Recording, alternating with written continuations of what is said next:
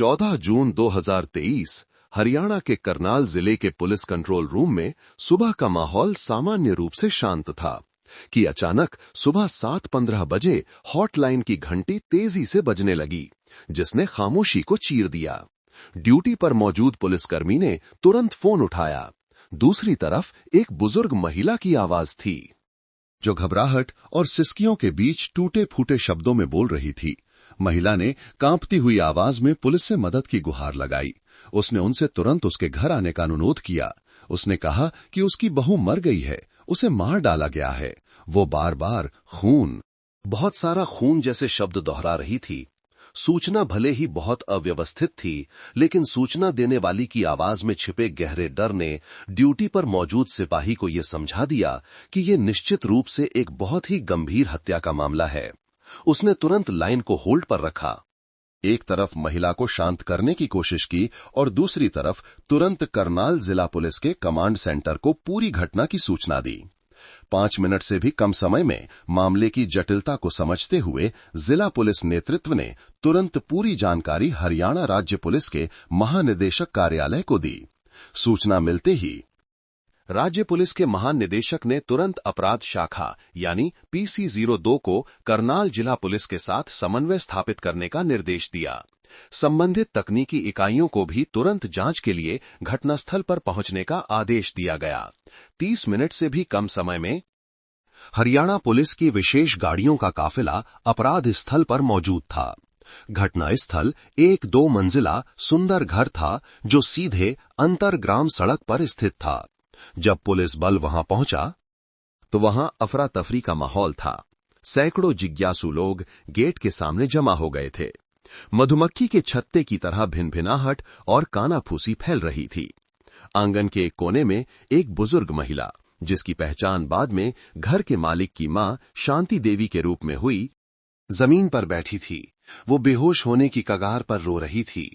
त्वरित प्रतिक्रिया बल के जवानों ने तेजी से एक सुरक्षा घेरा बनाया, सभी को दूर हटने का अनुरोध किया, व्यवस्था स्थापित की और किसी को भी घटना स्थल क्षेत्र में प्रवेश करने की अनुमति नहीं दी गई। अपराध शाखा के उप प्रमुख डीएसपी विक्रम सिंह, जो अपनी तेजी और शांत स्वभाव के लिए प्रसिद्ध एक जांच अधिकारी थे, गाड़ी से बाहर निकले। भीड़ को देखकर उनका चेहरा सख्त हो गया। उन्होंने मामले की गंभीरता को महसूस किया। उन्होंने दस्ताने पहने, विशेष नायलॉन शू कवर पहने और अपनी टीम को इशारा किया। टीम में फोरेंसिक विज्ञान के विशेषज्ञों के साथ साथ तकनीकी अधिकारी भी शामिल थे। सभी सीधे घर के अंदर चले गए। शांति देवी ने घबराहट में कांपते हुए हाथ से दूसरी मंजिल की ओर इशारा किया। उन्होंने टूटे फूटे शब्दों में कहा कि उनकी बहू प्रिया अपने बेडरूम में है। डीएसपी सिंह और उनकी टीम सावधानी से सीढ़ियों पर चढ़े। सीढ़ियों के बीच में ही खून की एक खास तेज गंध उनकी नाक में घुस गई। खून की गंध परफ्यूम और सौंदर्य प्रसाधनों की तेज गंध के साथ मिलकर एक घुटन भरा माहौल बना रही थी। दूसरी मंजिल पर मुख्य बेडरूम का दरवाजा थोड़ा खुला था। डीएसपी सिंह ने धीरे से दरवाजा धकेला और ड्यूटी पर मौजूद सभी लोगों के सामने एक भयानक दृश्य सामने आया। बेडरूम का क्षेत्रफल लगभग 20 वर्ग मीटर था। अब ये एक खूनी युद्ध के मैदान से कम नहीं लग रहा था। सब कुछ बुरी तरह से अस्त व्यस्त था। कमरे के कोने में रखी ड्रेसिंग टेबल से सब कुछ जमीन पर फेंक दिया गया था। महंगे सौंदर्य प्रसाधन, परफ्यूम की बोतलें, स्किन क्रीम टूटकर बिखरी पड़ी थीं। कांच के टुकड़े और तरल पदार्थ पूरे फर्श पर फैले हुए थे। एक स्टूल उल्टा पड़ा था। बेडसाइड टेबल पर रखा नाइट लैम्प भी फेंक दिया गया था। रजाई और चादरें खींची हुई थीं। एक हिस्सा फर्श पर खींच लिया गया था, जो खून के धब्बों से सना हुआ था। कमरे के बीच में बिस्तर के ठीक बगल में खून का एक बड़ा पोखर था, जो अब काला पड़ने लगा था। उस खून के पोखर में एक युवा महिला का शव गतिहीन पड़ा था। पीड़िता की पहचान 28 वर्षीय प्रिया शर्मा के रूप में हुई, जो पीठ के बल लेटी हुई मृत पाई गई थी। उसने अभी भी एक पतली नाइटी पहन रखी थी, जो खिसक गई थी और खून से लाल हो गई थी। उसकी आंखें खुली हुई थीं, छत को घूर रही थीं। उन आंखों में मौत से पहले का गहरा डर और अत्यधिक पीड़ा अभी भी छपी हुई लग रही थी। फॉरेंसिक टीम ने तुरंत प्रारंभिक जांच शुरू की। डीएसपी सिंह चुपचाप खड़े होकर कमरे की हर छोटी से छोटी डिटेल को ध्यान से देख रहे थे। फॉरेंसिक डॉक्टर, एक बुजुर्ग व्यक्ति, ने गहन जांच के बाद सिर उठाया। उन्होंने डीएसपी सिंह को बताया कि पीड़िता की मौत अत्यधिक खून बहने के कारण हुए सदमे से हुई है, जिसका कारण एक तेज धार वाले हथियार से हुए कई घाव थे। फॉरेंसिक टीम ने गर्दन, दोनों कलाइयों और कंधों पर बड़े बड़े नील के निशान पाए। पीड़िता की हथेलियों और उंगलियों पर कई गहरे कट थे। फॉरेंसिक डॉक्टर ने निष्कर्ष निकाला कि ये विशिष्ट रक्षात्मक घावों के निशान थे। पीड़िता ने स्पष्ट रूप से बहुत कड़ा प्रतिरोध किया था। शायद उसने हमलावर के हाथ से हथियार छीनने की कोशिश की थी। डीएसपी सिंह ने घावों की संख्या के बारे में पूछा। उनकी आवाज धीमी हो गई। डॉक्टर ने जवाब दिया, प्रारंभिक गिनती के अनुसार कम से कम 14 छुरा घोंपने के घाव थे। ये सभी घाव छाती और पेट सहित महत्वपूर्ण क्षेत्रों पर केंद्रित थे। कई घाव बहुत गहरे थे, जिससे दिल और फेफड़े फट गए थे। उन्होंने निष्कर्ष निकाला कि हमलावर का कृत्य बेहद क्रूर था, जो एक बहुत बड़ी नफरत को दर्शाता है। उन्होंने शव की ओर इशारा करते हुए कहा कि हत्या का हथियार अभी भी घटनास्थल पर मौजूद है। ये एक फल काटने वाला चाकू था, पीले प्लास्टिक के हैंडल वाला थाईलैंड का चाकू। चाकू अभी भी पीड़िता की बाईं छाती में गहरा धंसा हुआ था। हमलावर द्वारा हत्या का हथियार पीड़िता के शरीर पर ही छोड़ देना एक महत्वपूर्ण विवरण था। यह एक अत्यधिक उत्तेजित मानसिक स्थिति को दर्शाता है। हमलावर ने उस समय हमला किया जब वो अपने विवेक पर नियंत्रण खो दे चुका था और उसके बाद तुरंत भाग गया। मृत्यु के समय के बारे में शरीर के तापमान और खून के जमने की स्थिति के आधार पर फॉरेंसिक टीम ने अनुमान लगाया कि पीड़िता की मृत्यु पिछली रात 11 बजे से आज सुबह 1 बजे के बीच हुई थी। ये समय खोज से 6 से 8 घंटे पहले का था। पिछली रात 11 बजे। ये विवरण तुरंत एक महत्वपूर्ण जानकारी से जुड़ गया, जो जांच दल ने पड़ोसियों से अभी-अभी एकत्र की थी। पीड़िता के घर के ठीक बगल में रहने वाले एक पड़ोसी ने, जिसका चेहरा अभी भी डर से पीला था, पुलिस को बताया। उसने बताया कि कल रात 11 बजे के बाद उसका परिवार सोने की तैयारी कर रहा था जब उन्होंने करण वर्मा के घर से बहुत जोर से झगड़ने की आवाज सुनी। पहले तो ये सिर्फ ऊंची आवाज में बात थी, लेकिन फिर ये और भी हिंसक हो गई। उन्होंने करण को गालियां देते हुए और सामान के टूटने की खनकती आवाजें साफ सुनी। फिर सबसे भयानक बात, उन्होंने प्रिया शर्मा की चीख सुनी। पड़ोसी को प्रिया की चीख स्पष्ट रूप से याद थी, तुम पागल हो गए हो, मत करो। उसके बाद एक आखिरी चीख थी, एक पूरी तरह से हताश चीख। और फिर सब कुछ शांत हो गया। एक जांच अधिकारी ने पूछा कि उन्होंने उस समय पुलिस को क्यों नहीं बुलाया। पड़ोसी ने हकलाते हुए कहा कि उसने सोचा कि ये एक युवा जोड़े का झगड़ा है। हर घर में कभी कभी बर्तन खटकते हैं। किसने सोचा था कि बात इतनी भयानक हो जाएगी। आज सुबह जब कोई नहीं उठा और उन्होंने शांति देवी के रोने की आवाज सुनी, तो वे दौड़े और उन्हें पता चला कि क्या हुआ था। रात 11 बजे की चीखें मृत्यु का समय मेल खाता है, एक हिंसक संघर्ष के संकेत। हमलावर ने अत्यधिक नफरत के साथ हमला किया। ये सभी विवरण एक ही व्यक्ति की ओर इशारा कर रहे थे। पीड़िता का पति कहाँ है? डीएसपी सिंह ने शांति देवी से पूछा, जिन्हें अब घर के अंदर ले जाया गया था और वे थोड़ी शांत हो गई थीं। शांति देवी सिसकने लगीं। उन्होंने कहा कि उनका बेटा करण गायब है। आज सुबह उन्होंने उसे बुलाया, लेकिन वो कहीं नहीं मिला। जब वो कमरे में गईं, तो उन्होंने प्रिया को इस हालत में पाया।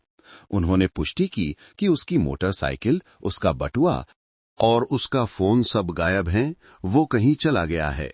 करण वर्मा, 30 वर्ष। पीड़िता का पति गायब हो गया था। पिछली रात अपनी पत्नी के साथ हिंसक झगड़ा। अपनी मोटरसाइकिल और फोन के साथ उसी रात गायब हो गया जब उसकी पत्नी की हत्या हुई थी। मामला ऊपरी तौर पर बहुत स्पष्ट लग रहा था। इस समय नंबर 1 और लगभग एकमात्र संदिग्ध करण वर्मा ही था, घटनास्थल पर ही।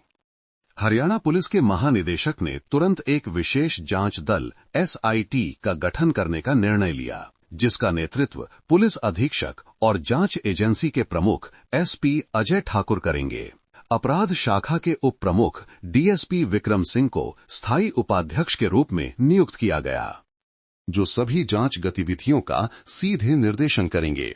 DSP सिंह उस बेडरूम के बीच में चुपचाप खड़े थे, जिसमें अभी भी खून की तेज गंध आ रही थी। रात 11 बजे के झगड़े के बारे में पड़ोसियों की गवाही से लेकर पति करण वर्मा के मोटरसाइकिल और फोन के साथ गायब होने तक के सभी सुराग सीधे उसी की ओर इशारा कर रहे थे। सबसे सरल परिकल्पना और सबसे अधिक संभावित परिकल्पना ये थी कि ये पति पत्नी के विवाद के कारण हुई हत्या थी। करण वर्मा ने ईर्ष्या या गुस्से के एक क्षण में, जिसे वो नियंत्रित नहीं कर सका, अपनी पत्नी की बेरहमी से हत्या कर दी और फिर तुरंत भाग गया। देश भर में करण वर्मा की तत्काल तलाश का आदेश। DSP सिंह ने पहला आदेश दिया। उनकी आवाज दृढ़ थी। संदिग्ध की तस्वीर और पहचान की विशेषताओं को सभी राज्यों की पुलिस को सूचित करें, विशेषकर उत्तरी सीमावर्ती राज्यों जैसे उत्तर प्रदेश, उत्तराखंड और प्रमुख परिवहन केंद्रों जैसे बस स्टेशनों, रेलवे स्टेशनों, हवाई अड्डों पर। संदिग्ध मोटरसाइकिल से यात्रा कर रहा है, इसलिए सभी राष्ट्रीय राजमार्गों की सावधानीपूर्वक जांच की जानी चाहिए। एक तकनीकी टीम ने तुरंत करण वर्मा के मोबाइल फोन के सिग्नल की जांच शुरू कर दी। परिणामों से पता चला कि उसका फोन सुबह लगभग 12:30 बजे पूरी तरह से बंद हो गया था, यानी झगड़े के लगभग 1.5 घंटे बाद। अंतिम ज्ञात स्थान करनाल कस्बे के बाहरी इलाके में राष्ट्रीय राजमार्ग 5 की ओर जाने वाली सड़क पर दर्ज किया गया था। साथ ही एक और जांच दल समय के साथ दौड़ लगा रहा था। उन सभी मार्गों पर सुरक्षा कैमरों की फुटेज की जांच कर रहा था, जिनसे करण के गुजरने की संभावना थी। उन्हें जल्द ही एक बहुत ही मूल्यवान फुटेज मिली। सुबह 12:45 बजे पीड़िता के घर से लगभग 7 किलोमीटर दूर एक पेट्रोल स्टेशन के कैमरे ने करण वर्मा से मिलते जुलते कद काठी के एक व्यक्ति की तस्वीर कैद की।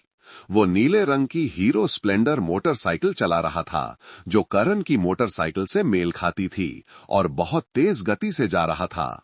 हालांकि रात की तस्वीर थोड़ी धुंधली थी, लेकिन ये पुष्टि करने के लिए पर्याप्त थी कि करण वर्मा भाग रहा था।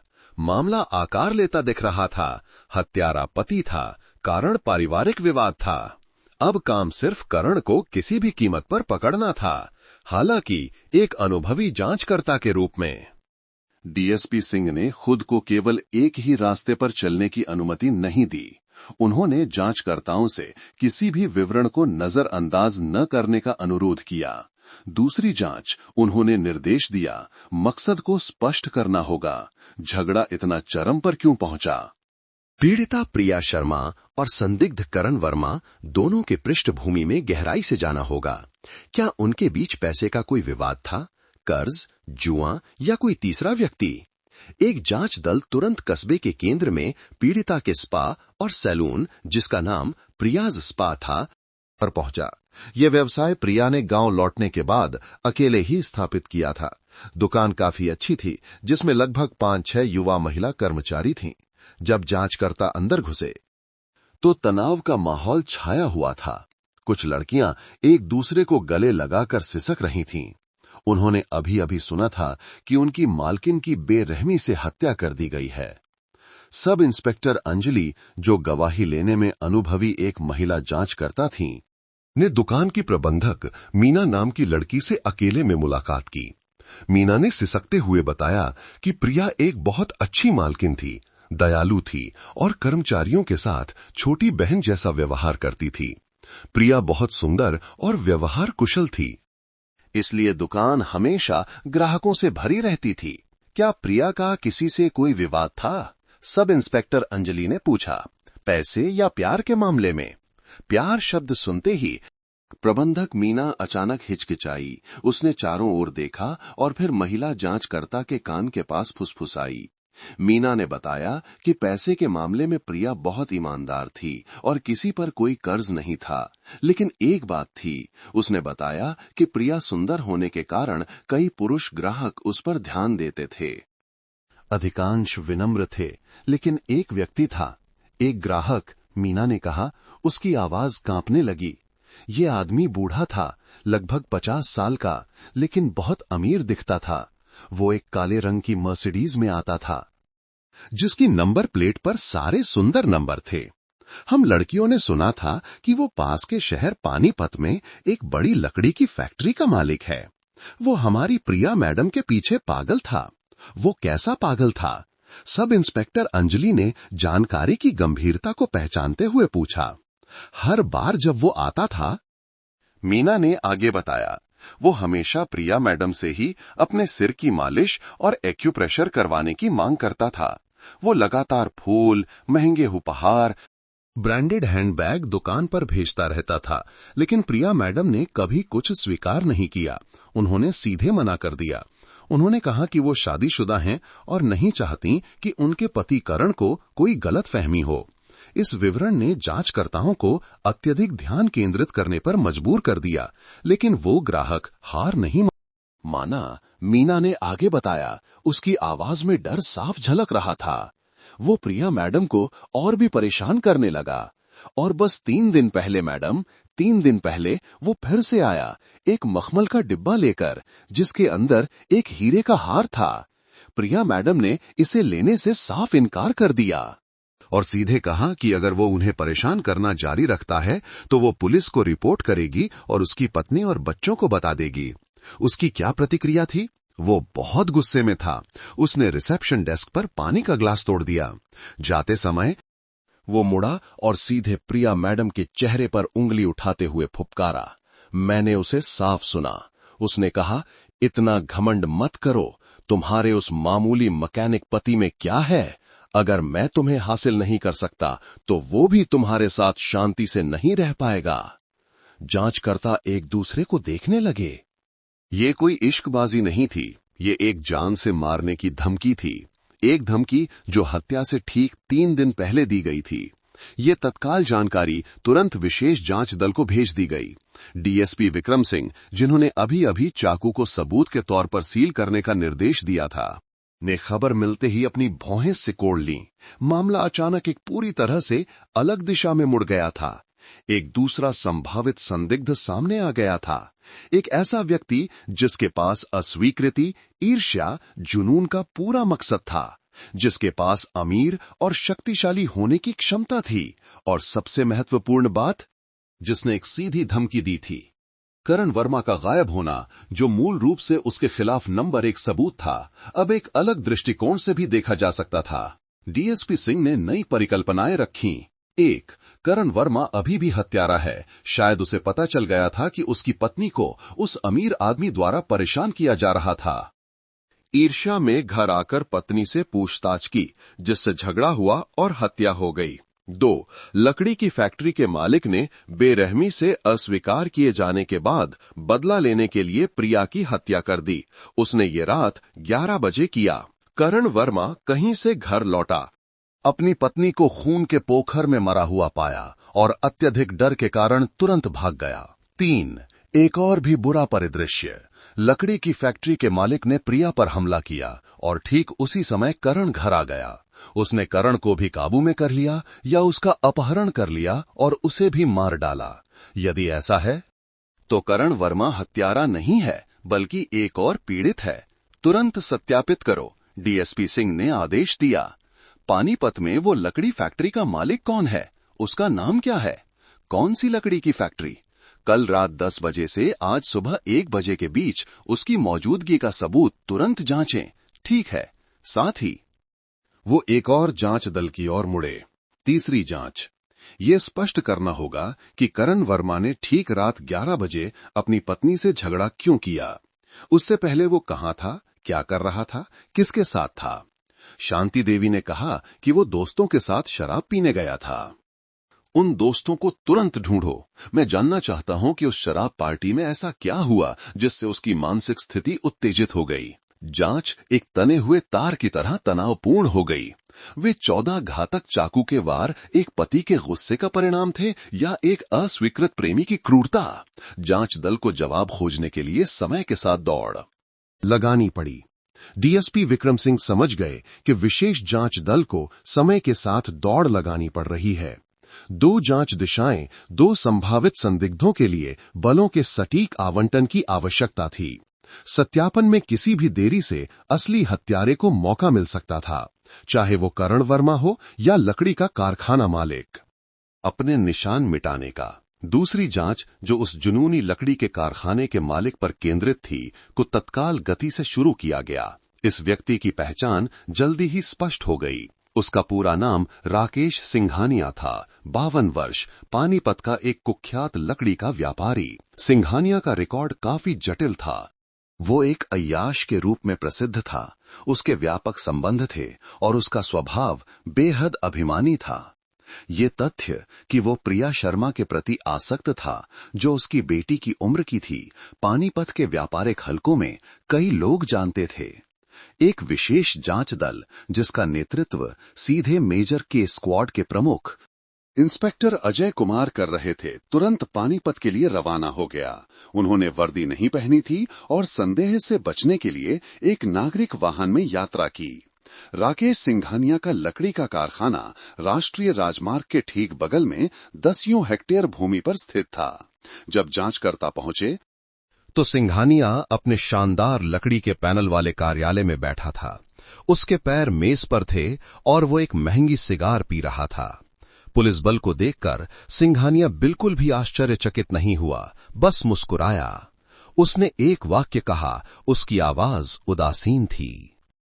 लगता है कि आप लोग प्रिया के मामले में मुझे ढूंढ रहे हैं। सिंघानिया की ये शांत और ढीठ प्रतिक्रिया इंस्पेक्टर कुमार को सतर्क कर गई। इंस्पेक्टर कुमार सीधे मुद्दे पर आए। उन्होंने सिंघानिया से पूछा कि कल रात 10 बजे से आज सुबह 1 बजे के बीच वो कहां था और क्या कर रहा था। राकेश सिंघानिया ने सिगार का एक लंबा कश लिया, धुएं का गुबार छोड़ा। उसने सुस्ती से जवाब दिया कि यह एक दिलचस्प सवाल है। उसने कहा कि कल रात वो बहुत व्यस्त था।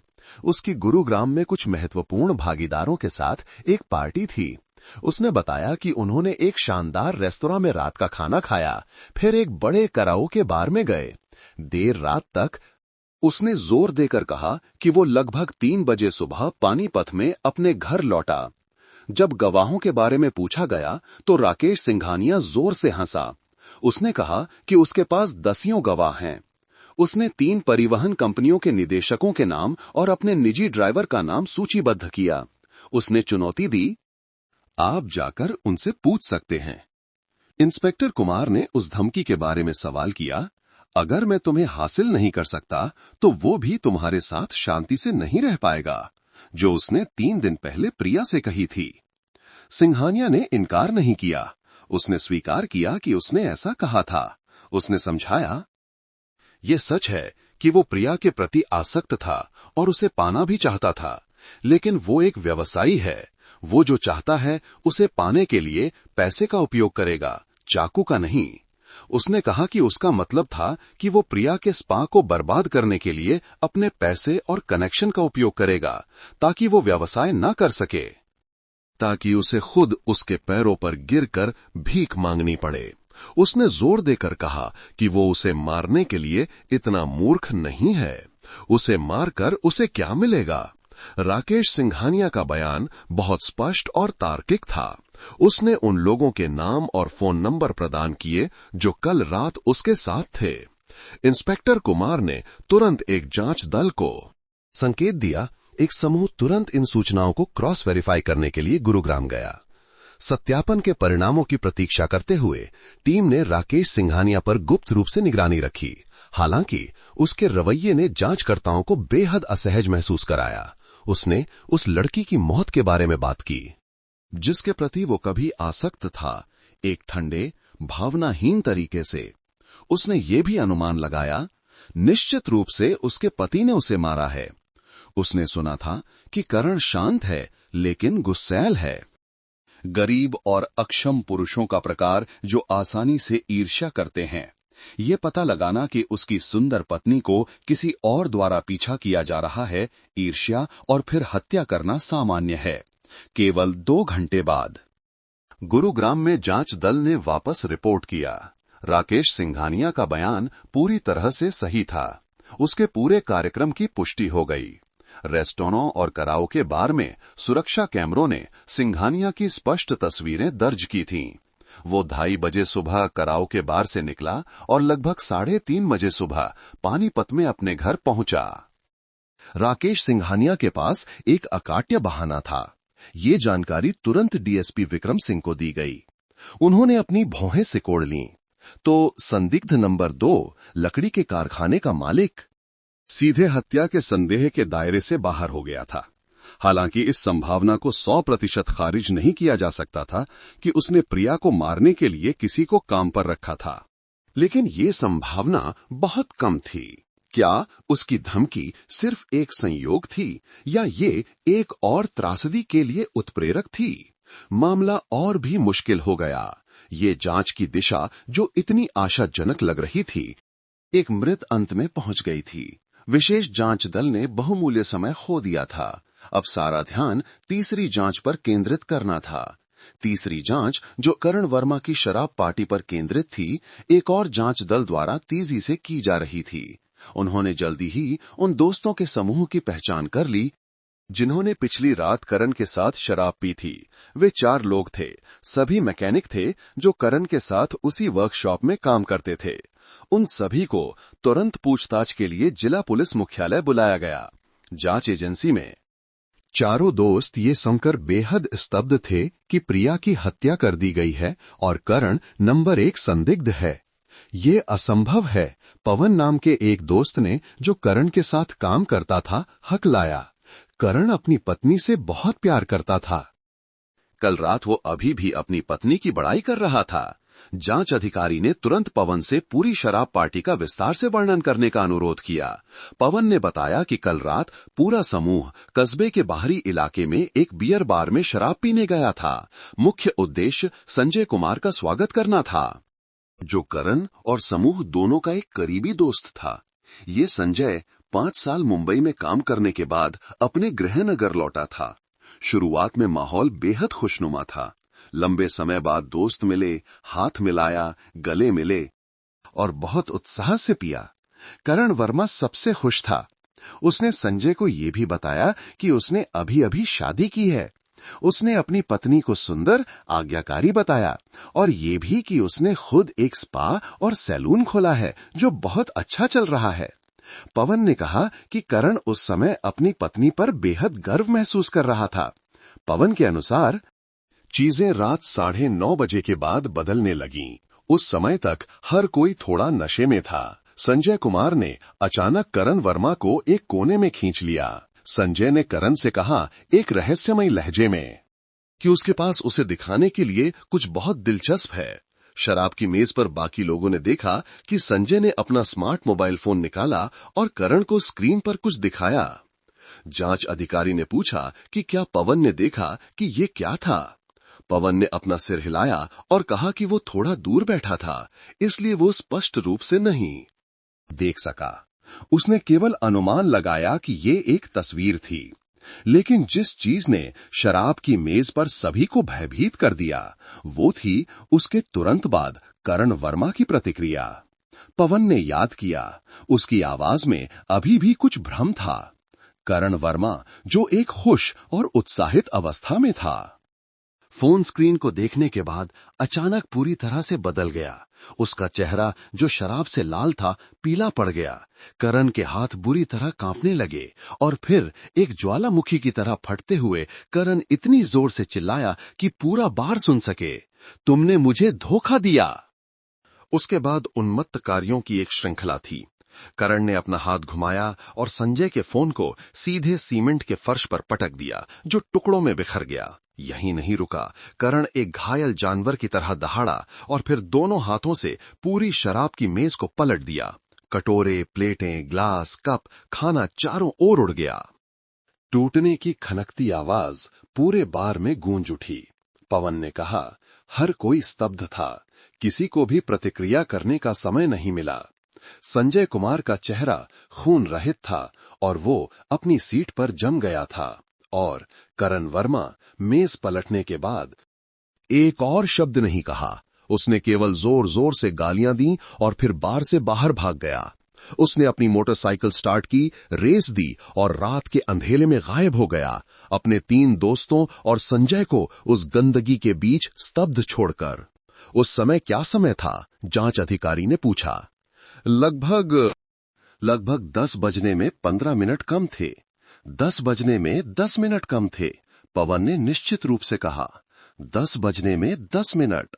करण वर्मा घर की ओर भागा और केवल 1 घंटे से अधिक समय बाद रात 11 बजे पड़ोसियों ने भयानक झगड़े और प्रिया की आखिरी चीख सुनी। शराब पीने वाले दोस्तों की गवाही ने एक महत्वपूर्ण सुराग, एक लापता कड़ी प्रदान की थी।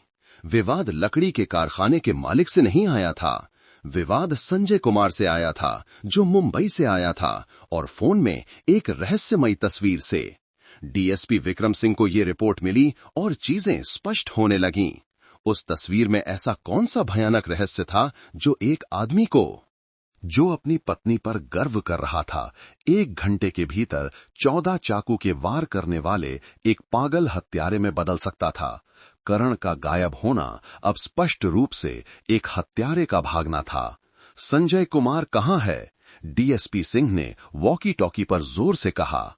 रिपोर्टिंग सर, दोस्तों के समूह से प्रारंभिक गवाही लेने के बाद हमने संजय के घर पर लोगों को भेजा, लेकिन वो घर पर नहीं है। परिवार का कहना है कि वो सुबह जल्दी निकल गया था, ये कहते हुए कि उसके पास कुछ जरूरी काम है और उसका फोन भी संपर्क से बाहर है। डीएसपी सिंह ने मेज पर जोर से हाथ मारा। संजय कुमार, मामले का मुख्य गवाह, हत्या के मकसद को जानने वाला व्यक्ति, भी गायब हो गया था। डीएसपी विक्रम सिंह ने मेज पर जोर से हाथ मारा। स्थिति कई गुना अधिक जटिल हो गई थी। हत्या का संदिग्ध करण वर्मा भाग रहा था। अब संजय कुमार, एकमात्र गवाह जो हत्या के मकसद की कुंजी रखता था, अभी गायब हो गया था। संजय का गायब होना लगभग उस रहस्य की भयावहता की पुष्टि थी जो वो जानता था। उसे क्यों भागना पड़ा? जाहिर है वो हत्यारा नहीं था। विशेष जांच दल ने निष्कर्ष निकाला कि संजय डरा हुआ था। वो अपने सबसे अच्छे दोस्त करण वर्मा से डरता था, जो अभी-अभी एक उन्मत्त जानवर में बदल गया था और बदला लेने के लिए उसके पास वापस आ सकता था। या वो कानून के सामने फंसने से डरता था, इस डर से कि वो खुद ही वो व्यक्ति था जिसने हत्या की आग जलाई थी। 2 तलाशी अभियान, डीएसपी सिंह ने दृढ़ता से कहा, समानांतर रूप से चलाए जाने चाहिए। पहली प्राथमिकता, करण वर्मा को पकड़ने के लिए सभी संसाधनों को लगाना जारी रखें, वो हत्यारा है। दूसरी, हमें संजय कुमार को ढूंढना होगा, वो गवाह है, उसके बिना हम आरोप पत्र पूरा नहीं कर सकते। संजय कुमार की तलाश का आदेश तुरंत जारी किया गया, लेकिन एक अलग प्रकृति के साथ। जहां करण वर्मा को एक खतरनाक अपराधी के रूप में खोजा जा रहा था, वहीं संजय कुमार को एक विशेष रूप से महत्वपूर्ण गवाह के रूप में खोजा जा रहा था, जिसे सुरक्षा की आवश्यकता थी। जांचकर्ताओं ने संजय के मनोविज्ञान का विश्लेषण किया। वह अभी-अभी मुंबई से अपने गृहनगर लौटा था। यहां उसके बहुत अधिक संबंध नहीं थे। जब डरा हुआ होता है तो मानव की प्रवृत्ति सुरक्षा की तलाश करना होती है। ये बहुत संभावना है कि संजय मुंबई लौटने का रास्ता तलाश रहा था। एक जांच दल को तुरंत हरियाणा राज्य और दिल्ली, गुरुग्राम जैसे पड़ोसी राज्यों के सभी बस टर्मिनलों और रेलवे स्टेशनों पर भेजा गया। उन्होंने दक्षिण की ओर जाने वाली सभी बसों और ट्रेनों की यात्री सूचियों की जांच की। उसी समय करण वर्मा की तलाश का अभियान पूरी क्षमता से चल रहा था। राष्ट्रीय राजमार्ग 1A, राष्ट्रीय राजमार्ग 18 पर टोल प्लाजा से डेटा का लगातार विश्लेषण किया जा रहा था। विशेष अपराध शाखा के दलों को उन सभी गेस्ट हाउसों, बजट होटलों में तलाशी लेने के लिए भेजा गया था जहां संदिग्ध के छिपे होने का संदेह था।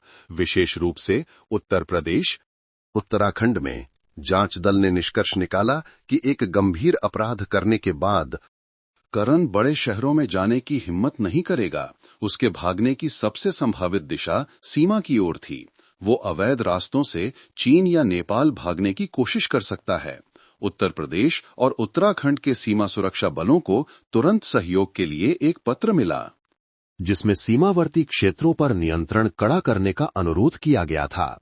लगभग 24 घंटे की लगातार मेहनत के बाद 15 जून की सुबह दूसरी जांच टीम को आखिरकार खबर मिली। दिल्ली के बस टर्मिनल पर तैनात टीम ने रिपोर्ट दी। उन्होंने 14 जून को सुबह 10 बजे दिल्ली से मुंबई जाने वाली एक बस की यात्री सूची में एक नाम पाया था। नाम संजय कुमार था, लेकिन टिकट खरीदने के लिए इस्तेमाल किए गए पहचान पत्र की तस्वीर में संजय कुमार से मिलती जुलती कई विशेषताएं थीं। इससे भी महत्वपूर्ण बात यह है कि टिकट काउंटर पर लगे सुरक्षा कैमरे ने एक व्यक्ति की तस्वीर कैद की थी जिसने टोपी और मास्क पहन रखा था, लेकिन उसकी कद काठी और छोटी आंखें संजय की विशिष्ट थीं। वही है। डीएसपी सिंह ने पुष्टि की। उसने भागने के लिए फर्जी दस्तावेजों का इस्तेमाल किया है, लेकिन वो बस लगभग एक दिन से चल रही थी। वो मध्य भारत को पार कर चुकी थी और अब दक्षिण भारत के क्षेत्र में प्रवेश कर रही थी।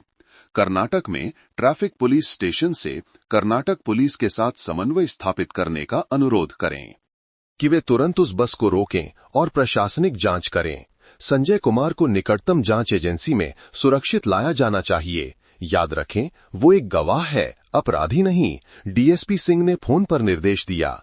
समन्वय तेजी से हुआ।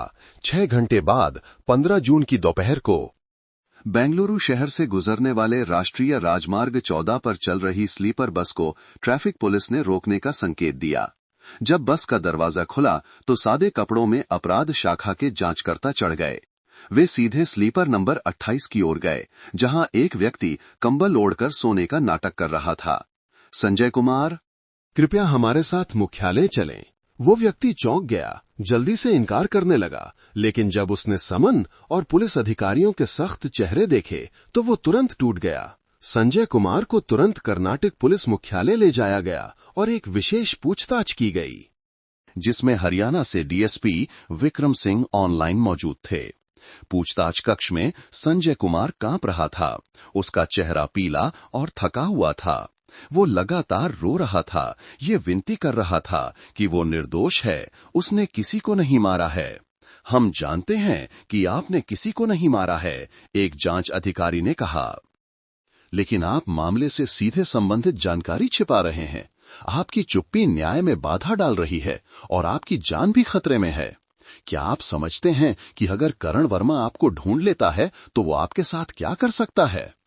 करण वर्मा का नाम सुनते ही संजय कांप गया। अंत में लगभग 1 घंटे के मनोवैज्ञानिक संघर्ष के बाद संजय मेज पर झुक गया और पूरी सच्चाई बताने के लिए सहमत हो गया। एक चौंकाने वाली सच्चाई जो विशेष जांच दल के सभी शुरुआती अनुमानों से परे थी। संजय ने अपनी कहानी शुरू की। वो और करण वर्मा बचपन के सबसे अच्छे दोस्त थे।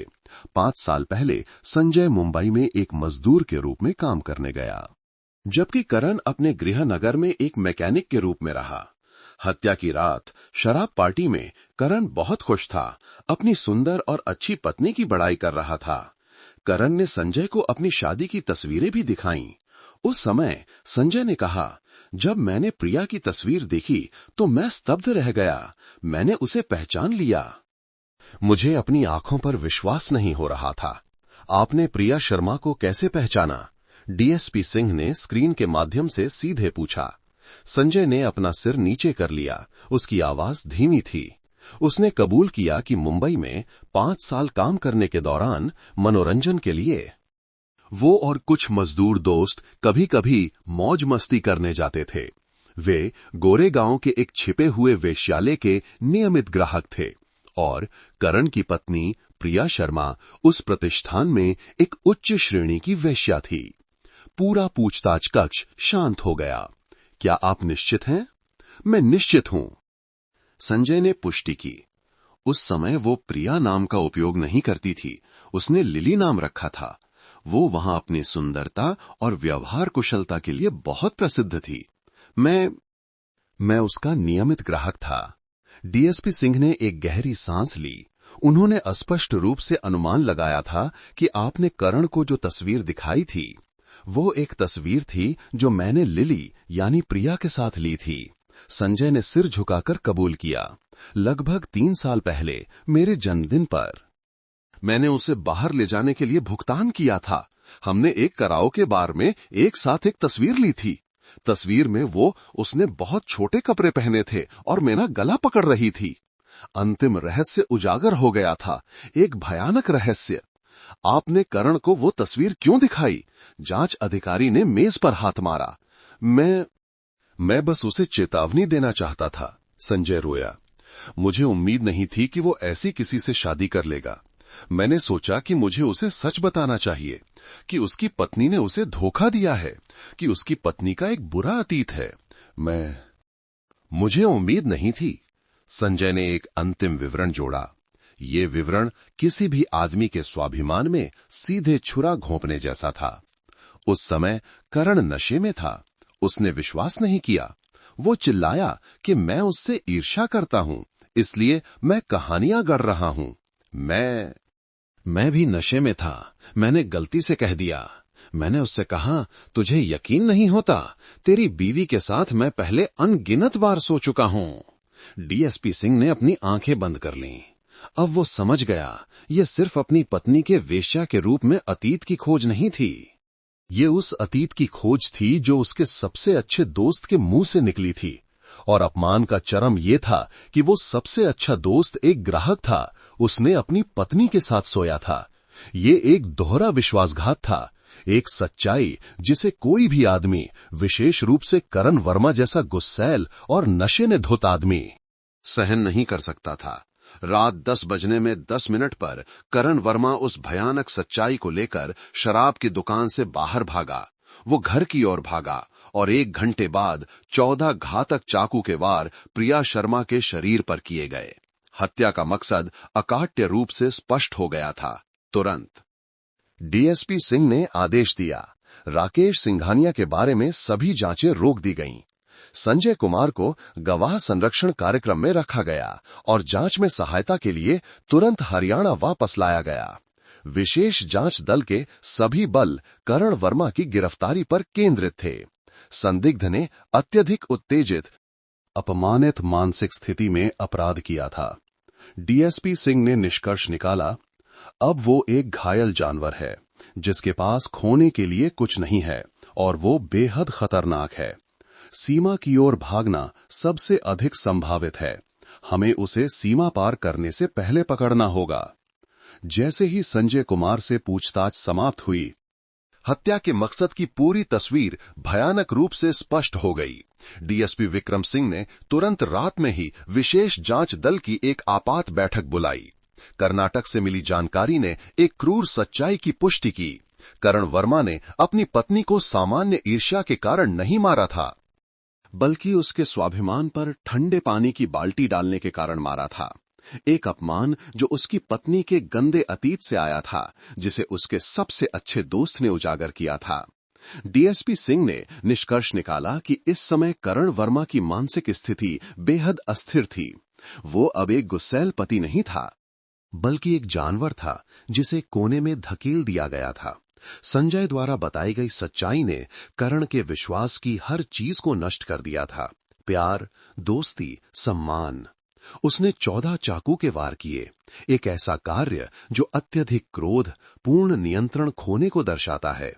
अब जो पागलपन का दौरा बीत चुका था, तो उसके अंदर जो कुछ बचा था वो था डर, निराशा, शायद पछतावा भी, लेकिन सबसे बढ़कर जीवित रहने की प्रवृत्ति।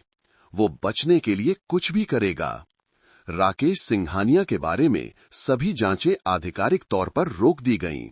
संजय कुमार पुलिस की कड़ी सुरक्षा में जांच में सहायता करने और आधिकारिक गवाही प्रदान करने के लिए तुरंत हवाई मार्ग से हरियाणा वापस लाया गया। विशेष जांच दल के सभी बेहतरीन बलों को करण वर्मा की गिरफ्तारी पर केंद्रित किया गया था। ये तलाशी अब केवल एक हत्यारे को पकड़ने के लिए नहीं थी, बल्कि एक ऐसे व्यक्ति को रोकने के लिए भी थी जो एक अत्यंत खतरनाक मानसिक स्थिति में था। उत्तर की ओर सीमा, विशेष रूप से उत्तराखंड, सबसे संभावित पलायन मार्ग था। डीएसपी सिंह ने निर्देश दिया, वह एक मैकेनिक है। अन्य राज्यों में उसके बहुत अधिक सामाजिक संबंध नहीं है।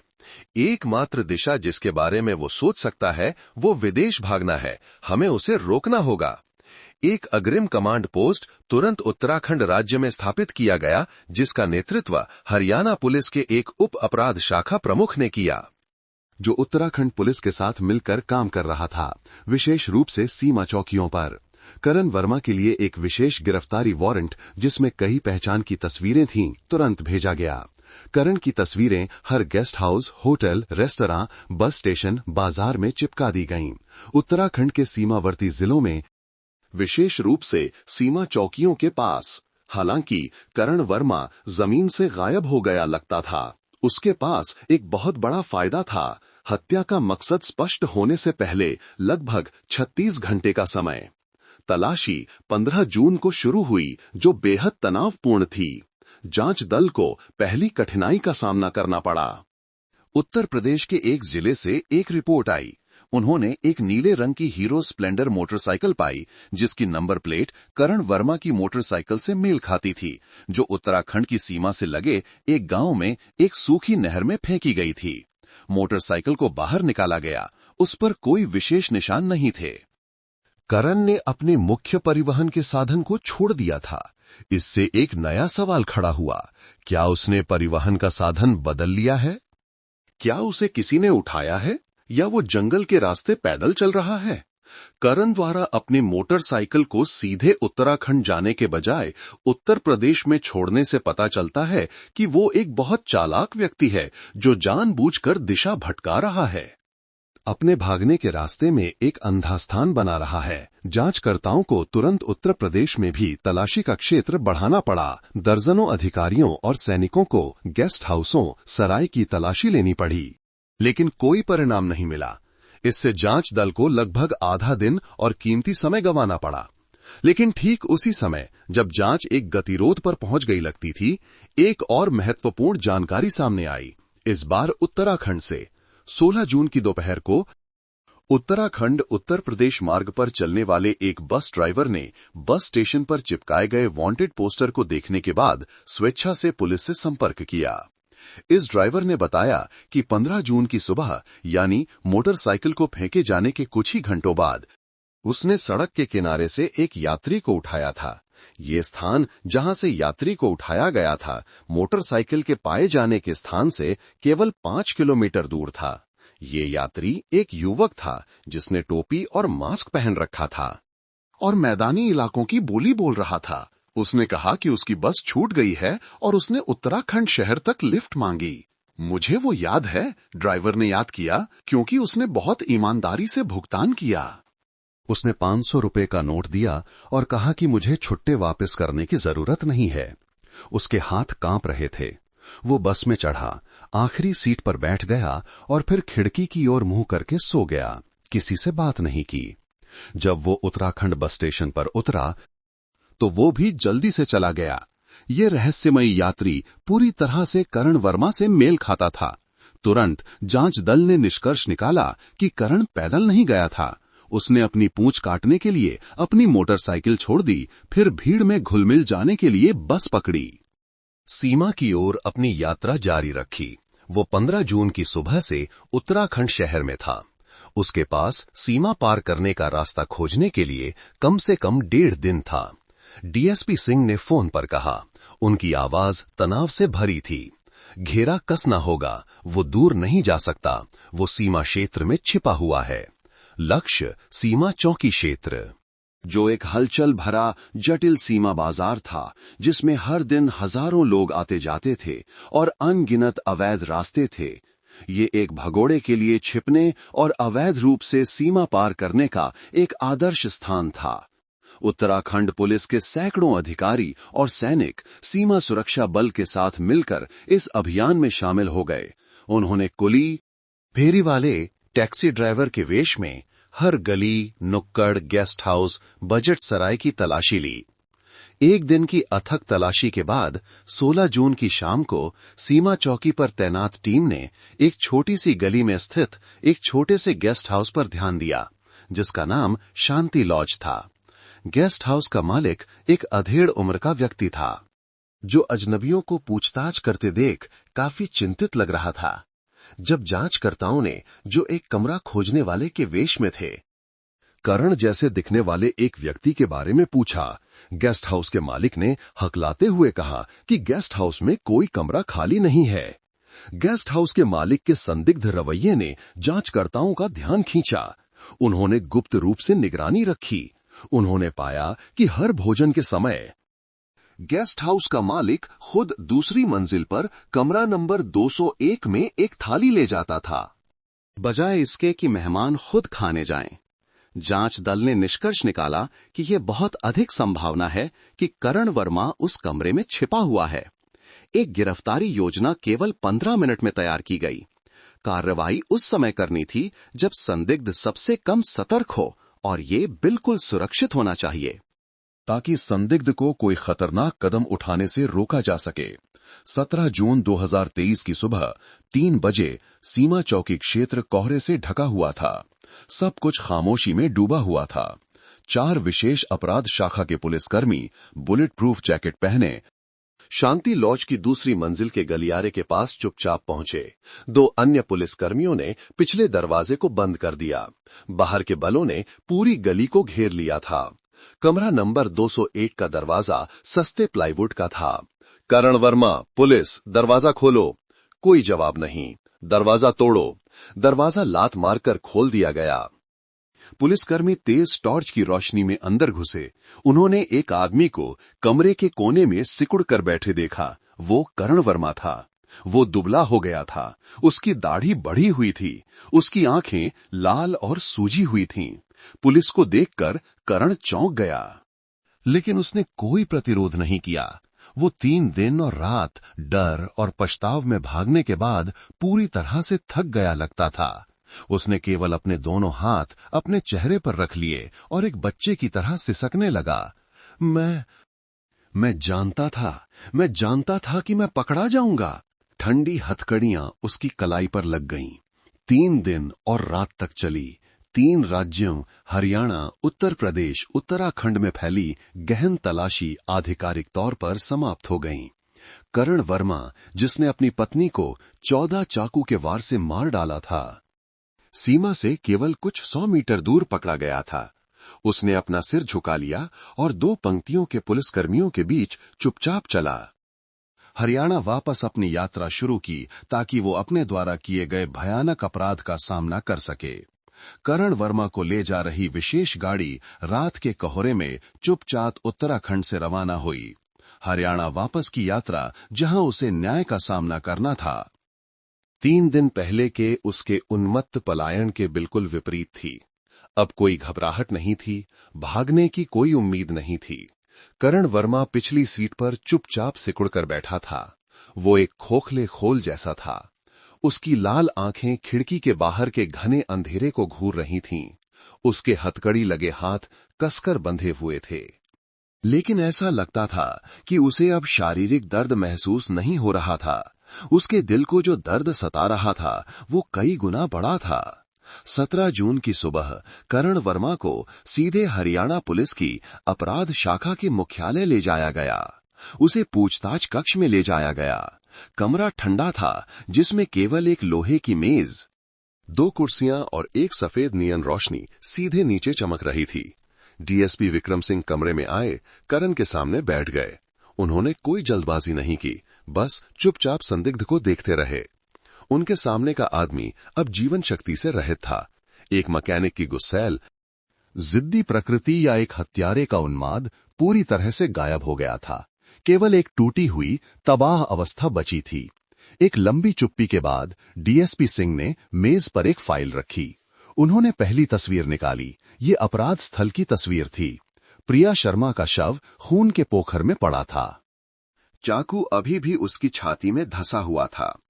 करण वर्मा ने तस्वीर पर एक नजर डाली। उसकी छाती सिकुड़ गई। उसने अचानक अपना सिर मेज पर झुका लिया।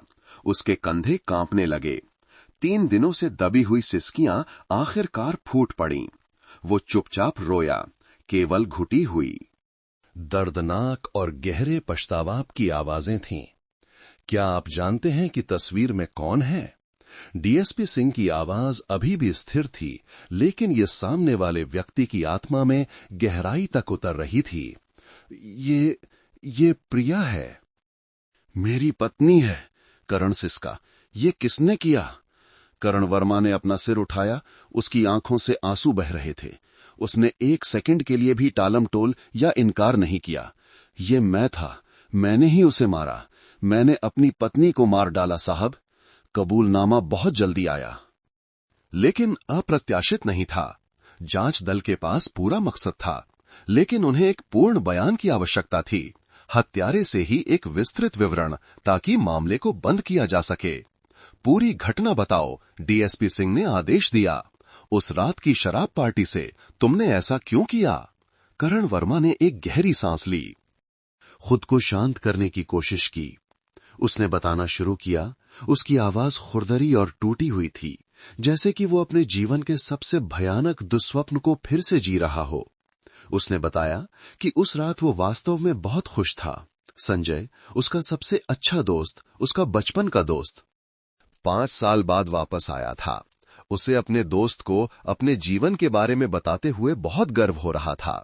उसे गर्व था कि उसके पास प्रिया जैसी सुंदर पत्नी है, एक अच्छी और प्रतिभाशाली पत्नी जो अपना खुद का व्यवसाय चलाती है। उसे लगा कि वो एक साधारण मैकेनिक को वह खुशी मिली है जिसका कई लोग सपना देखते हैं। उसने बड़े गर्व से संजय को अपनी पत्नी के बारे में बताया था। फिर त्रासदी शुरू हुई। उसने उस पल को याद किया जब संजय उसे एक कोने में ले गया। उसने कहा कि उसके पास मुझे दिखाने के लिए कुछ दिलचस्प है। करण ने कहा। उसके हथकड़ी लगे हाथ इतने कस गए कि सफेद हो गए। उसने अपना फोन निकाला। उसने मुझे एक तस्वीर दिखाई। करण की आवाज फिर से कांपने लगी। उसने बताया कि ये एक कराओके बार में ली गई एक तस्वीर थी, और तस्वीर में लड़की एक बहुत छोटे कपड़े पहने संजय के गले में हाथ डाले हंस रही थी। वो प्रिया थी, उसकी पत्नी। उस समय करण ने कहा, उसकी आंखें तैंग गईं। मुझे विश्वास नहीं हुआ। मैंने सोचा कि वो मुझसे ईर्ष्या करता है। उसने किसी की तस्वीर को मेरे सुख को बर्बाद करने के लिए संपादित किया है। मैं उस पर चिल्लाया, उसे धोखेबाज कहा। सिर्फ एक तस्वीर के लिए तुमने अपनी पत्नी को मार डाला? जांच अधिकारी ने पूछा। नहीं, करण ने निराशा में अपना सिर हिलाया। नहीं, जब मैं उस पर चिल्लाया तो वो भी नशे में था। उसने कहा, तुझे यकीन नहीं होता? तेरी बीवी पहले मुंबई में एक वेश्या थी। उसका नाम लिली था। मैं उसके साथ अनगिनत बार सो चुका हूं। वो वाक्य करण के अनुसार उसके सिर पर एक भारी हथौड़े की तरह लगा। उसके कान सुन्न हो गए। उसके चारों ओर सब कुछ घूम रहा था। उसे और कुछ सुनाई नहीं दे रहा था। उसे और कुछ पता नहीं था। उसके सिर में केवल संजय का वाक्य गूंज रहा था, मैं उसके साथ अनगिनत बार सो चुका हूं। वो सच्चाई एक चाकू के वार से भी बदतर थी। ये सिर्फ अतीत नहीं था, ये एक अपमान था। वो करण वर्मा, वो पति जिस पर उसे गर्व था, वास्तव में एक मूर्ख निकला। एक ऐसा व्यक्ति जिसने अपने ही सबसे अच्छे दोस्त का छोड़ा हुआ उठाया था। उसका सारा गर्व, उसका प्यार, उसका परिवार, सब कुछ एक सेकंड में ढह गया। उसे लगा कि उसे धोखा दिया गया है, सबसे क्रूर तरीके से धोखा दिया गया है। उसने मेज पलट दी। उसने संजय का फोन तोड़ दिया। वो गुस्से में दुकान से बाहर भागा। उसने बताया कि वो एक पागल की तरह घर की ओर भागा। उसे याद नहीं था कि उसने कौन सा रास्ता लिया। वो केवल ये जानता था कि उसे घर जाना है, उसे सच्चाई का पता लगाना है। जब मैं घर पहुंचा तो प्रिया बेडरूम में थी। करण ने आगे बताया। उसकी आवाज लगभग एक फुसफुसाहट थी। वो स्किन क्रीम लगा रही थी और मुस्कुराते हुए मुझसे पूछा कि मैं देर से क्यों आया। वो मुस्कान, वो मासूम चेहरा, इसने मुझे और भी पागल कर दिया। उसने ज्यादा कुछ नहीं कहा। वो अंदर भागा, लिली नाम चिल्लाया। उसने अपनी पत्नी को स्तब्ध देखा। क्रीम का जार उसके हाथ से गिर गया। प्रिया का पीला, घबराया हुआ चेहरा ही उसका कबूलनामा था। वो मेरे पैरों पर गिर गई। करण सिसका। वो रोई। उसने मुझसे माफी मांगी। उसने कहा कि ये अतीत था, उसे परिस्थितियों ने मजबूर किया था। उसने कहा कि मुझसे शादी करने के बाद से वो पूरी तरह से समर्पित थी। लेकिन वे शब्द उस समय करण के कानों में आग में घी डालने जैसे थे। प्रिया के कबूलनामे ने पुष्टि की कि संजय की बात सच थी। उसकी पत्नी वास्तव में उसकी पत्नी उसके दोस्त के साथ सोई थी। उसने ड्रेसिंग टेबल, महंगे सौंदर्य प्रसाधन, वे चीजें देखीं जिन्हें उसने अपनी पत्नी के लिए खरीदने के लिए कड़ी मेहनत की थी। अब उसकी आंखों में वे केवल झूठी, गंदी चीजें थीं। उसने उन सभी को जमीन पर फेंक दिया। पड़ोसियों ने इन टूटने की आवाजों को सुना था। वो चिल्लाई, तुम पागल हो गए हो। करण ने अपनी आंखें बंद करके याद किया। वो चिल्लाई, और जितना वो चिल्लाई मैं उतना ही पागल हो गया। मैंने मेज पर फल काटने वाला चाकू देखा। वो चाकू मैंने उसे हर रात सेब काटने के लिए खरीदा था। करण रुक गया, आगे नहीं बोल सका। उसने अपना सिर मेज पर झुका लिया। उसकी रोने की आवाज टूट गई।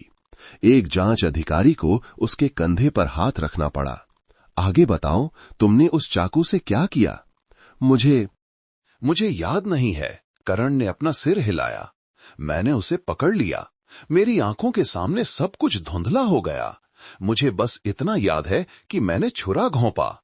मैंने लगातार छुरा घोंपा। मैं बस चाहता था कि ये झूठ खत्म हो जाए। मुझे बस उसकी आखिरी चीख याद है। फिर वो गिर गई और चुप हो गई। वो वहां खड़ा अपनी पत्नी को खून के पोखर में पड़ा देख रहा था। चाकू अभी भी उसके हाथ में था। उसने उसे बाहर नहीं निकाला। उसने चाकू को अपनी पत्नी की छाती में ही छोड़ दिया। पागलपन का दौरा बीत गया। केवल खालीपन और अत्यधिक डर बचा था। मुझे पता था कि मैंने किसी को मार डाला है। उसने फुसफुसाया, मैं बहुत डर गया था। मैं कमरे में भागा, जल्दी से अपना बटुआ, अपना फोन उठाया। मैं नीचे भागा, अपनी मोटरसाइकिल स्टार्ट की और भाग गया। मुझे नहीं पता था कि मैं कहां जा रहा हूं। मैं बस भागा, तब तक भागा जब तक मैं हरियाणा से बाहर नहीं निकल गया। उसने अपने भागने की यात्रा के बारे में बताया। वो उत्तर प्रदेश भागा। दिशा भटकाने के लिए अपनी मोटरसाइकिल एक नहर में फेंक दी। फिर उसने उत्तराखंड के लिए बस पकड़ी। उसने अवैध रूप से सीमा पार करने वाले एक गिरोह से संपर्क किया था। चीन भागने की योजना बना रहा था। वो 2 दिनों तक शांति लॉज में छिपा रहा। बाहर जाने की हिम्मत नहीं हुई।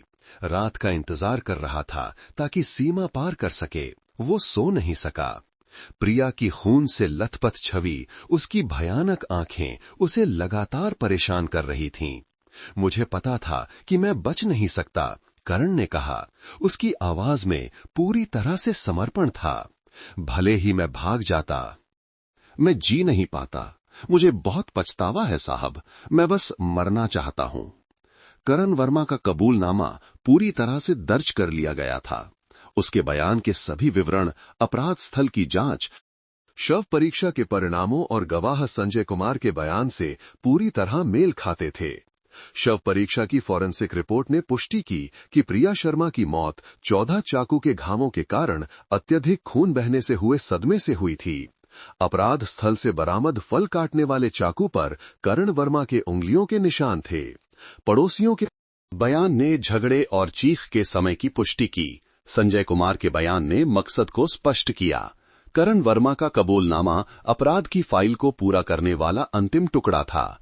एकत्र किए गए सबूतों और दस्तावेजों के साथ साथ संदिग्ध के कबूलनामे के आधार पर हरियाणा पुलिस की अपराध जांच एजेंसी के पास ये निष्कर्ष निकालने के लिए पर्याप्त आधार थे। करण वर्मा इस हत्या का एकमात्र अपराधी था। 18 जून 2023 को अपराध जांच एजेंसी ने हत्या के आरोप में करण वर्मा के खिलाफ मामला दर्ज करने और उसे गिरफ्तार करने का निर्णय लिया।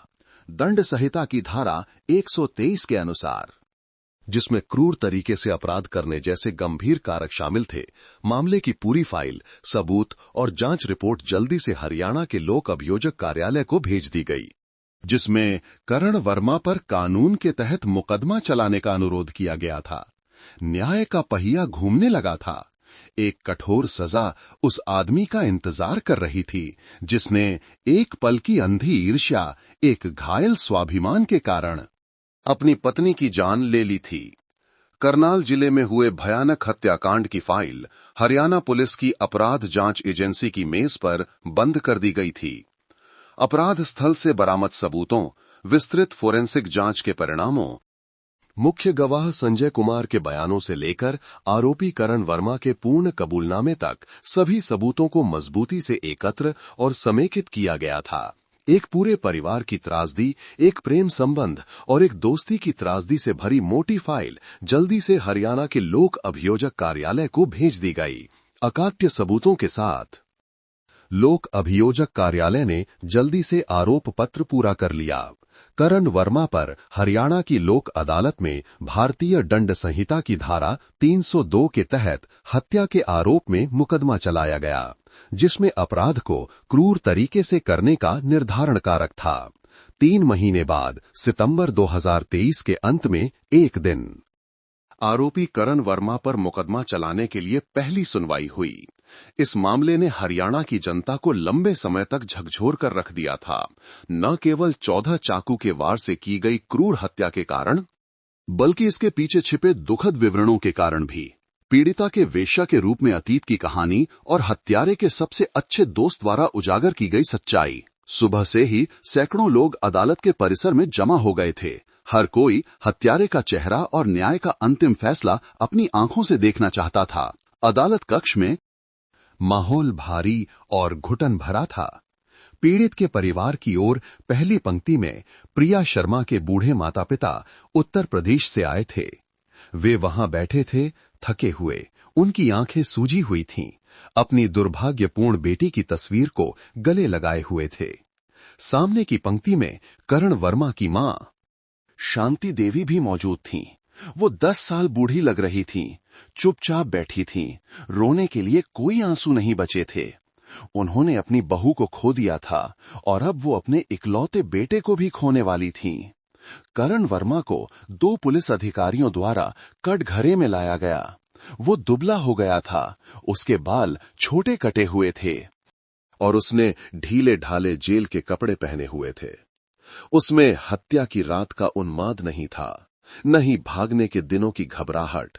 इसके बजाय एक भावहीन चेहरा था, एक भयानक समर्पण था। उसने अपना सिर उठाने की हिम्मत नहीं की, दोनों परिवारों की ओर देखने की हिम्मत नहीं की। सुनवाई शुरू हुई।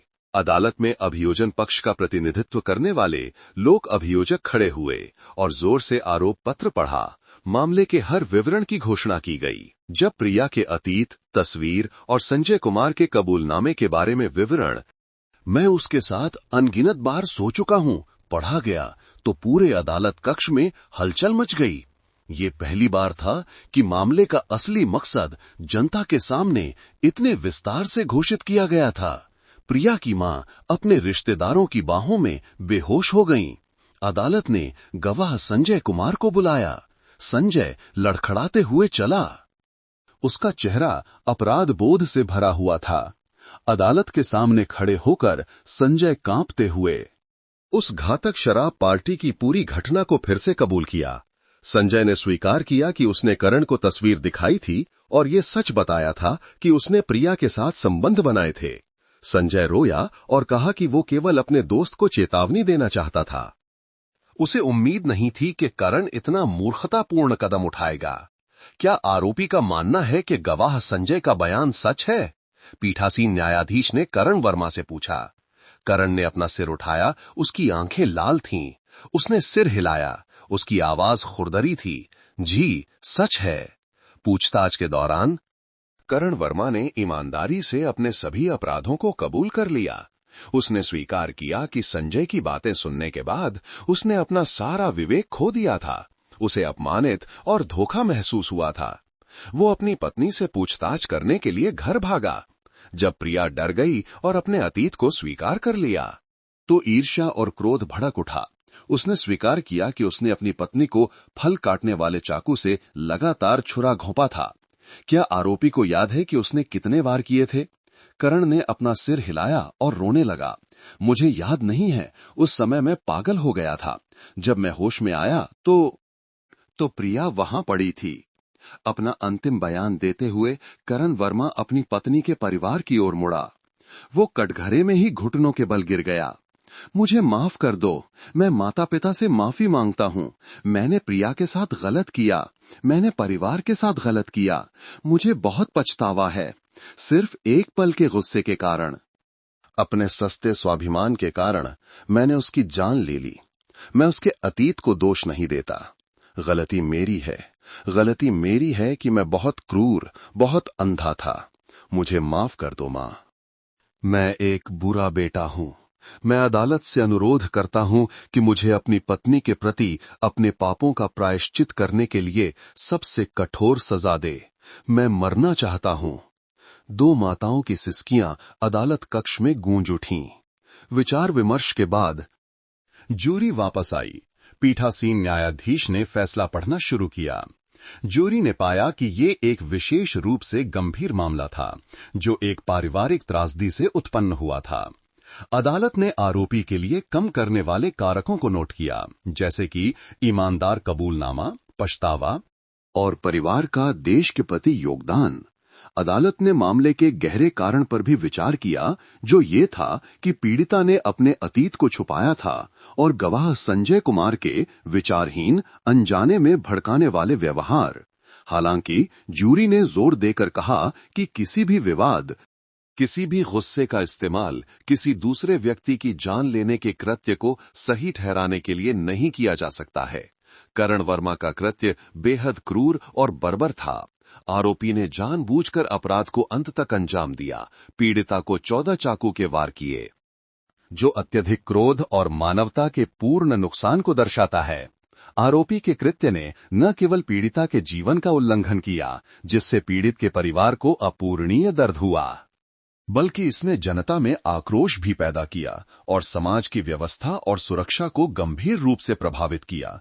आरोपी को सबसे कठोर सजा से दंडित किया जाना चाहिए। उसे समाज से स्थायी रूप से हटाना आवश्यक है। उपर्युक्त कारणों से पीठासीन न्यायाधीश ने जोर से घोषणा की।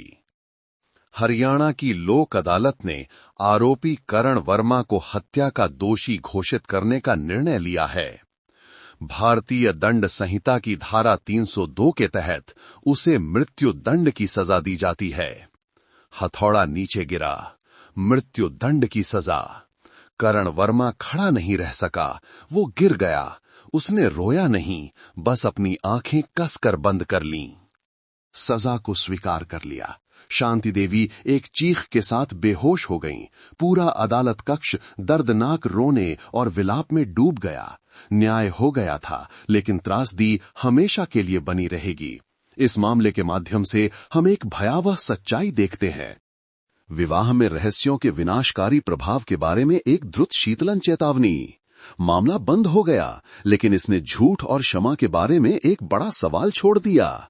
प्रिया शर्मा ने अपने अतीत को दफनाने, एक नया जीवन, एक नई खुशी बनाने का विकल्प चुना था। लेकिन झूठ चाहे कितनी भी अच्छी तरह से छुपाया गया हो, एक टाइम बम की तरह होता है। ये बस वहीं पड़ा रहता है, एक दिन फटने का इंतजार करता है। और विडंबना ये है कि आग लगाने वाला संजय कुमार था।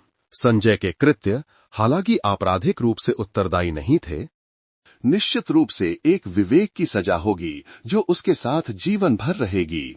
उसने सच्चाई का इस्तेमाल एक क्रूर हथियार के रूप में किया, शायद लापरवाही से, शायद ईर्ष्या से, या शायद वास्तव में ये सोचकर कि वो अपने दोस्त को चेतावनी दे रहा है। लेकिन नशे में कहे गए एक शब्द ने एक पुनर्मिलन पार्टी को एक विदाई में बदल दिया। एक सबसे अच्छे दोस्त को एक हत्यारे में बदल दिया। अंत में वो बम एक ऐसी आत्मा में फट गया जिसमें पहले से ही अहंकार, गुस्सा और अंधी ईर्ष्या थी, जैसे करण वर्मा। अपमानित होने के बावजूद, धोखा दिए जाने के बावजूद उसने अपनी पत्नी को और न ही खुद को एक मौका नहीं दिया। उसने क्रोध को अपने हाथों को नियंत्रित करने दिया, खुद को धोखे के शिकार से एक क्रूर अपराधी में बदल दिया। ये एक त्रासदी थी जिसमें कोई विजेता नहीं था, केवल पीड़ित थे। प्रिया अपने अतीत की शिकार थी और अंततः अपने ही पति की शिकार थी। करण वर्मा कानून के सामने एक अपराधी था, लेकिन एक ऐसी सच्चाई का भी शिकार था जिसे वो सहन नहीं कर सका। 14 घातक चाकू के वारों ने न केवल प्रिया की जान ले ली, उन्होंने करण के भविष्य को मार डाला, उसके अंदर के इंसान को मार डाला और 2 बूढ़ी माताओं के दिलों में एक ऐसा दर्द छोड़ दिया जो कभी नहीं भरेगा।